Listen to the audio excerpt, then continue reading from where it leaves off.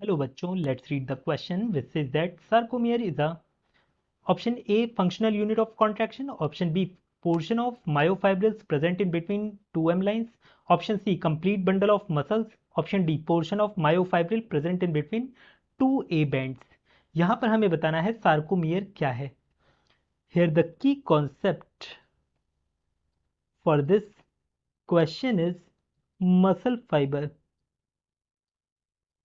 देखिए muscle fibre में हम मायोफिलामेंट्स के बारे में पढ़ते हैं। यहाँ पर आप डायग्राम जो देख रहे हो मसल फाइबर का, यहाँ पर ये क्या है, ये है हमारी जेड लाइन।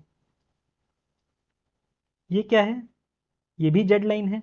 अब इन दो जेड लाइन के बीच का जो स्पेस होता है, ये इसे हम क्या बोलते हैं, सार्कोमियर कहते हैं। सार्कोमियर जो कि एक फंक्शनल यूनिट होती है कॉन्ट्रैक्शन की, फंक्शनल यूनिट ऑफ कॉन्ट्रैक्शन। ऐसा हम क्यों कह रहे हैं ये फंक्शनल यूनिट है कॉन्ट्रैक्शन की? देखिए जब ये कॉन्ट्रैक्ट करता है, ये जो सार्कोमियर है ना, यही छोटा होता है जब कॉन्ट्रैक्ट करेगा, और रिलैक्स होगा तो यही बड़ा होगा सार्कोमियर। सार्कोमियर की लेंथ इंक्रीज या डिक्रीज करती है ऑन कॉन्ट्रैक्शन एंड रिलैक्सेशन।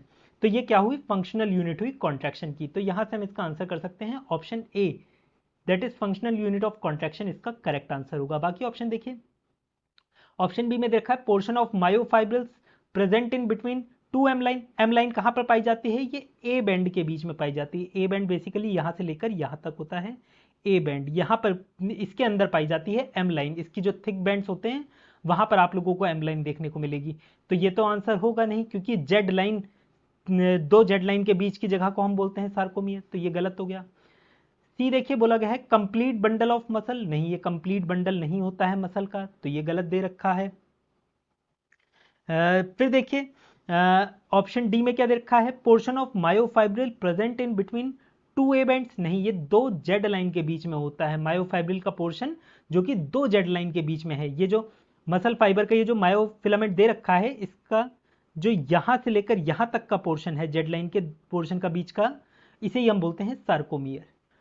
तो ये गलत दे रखा है, यहाँ ए बैंड की जगह जेड लाइन आना चाहिए। तो यहाँ से हमारा आंसर हो जाता है option A. I hope you understood it well, best of luck.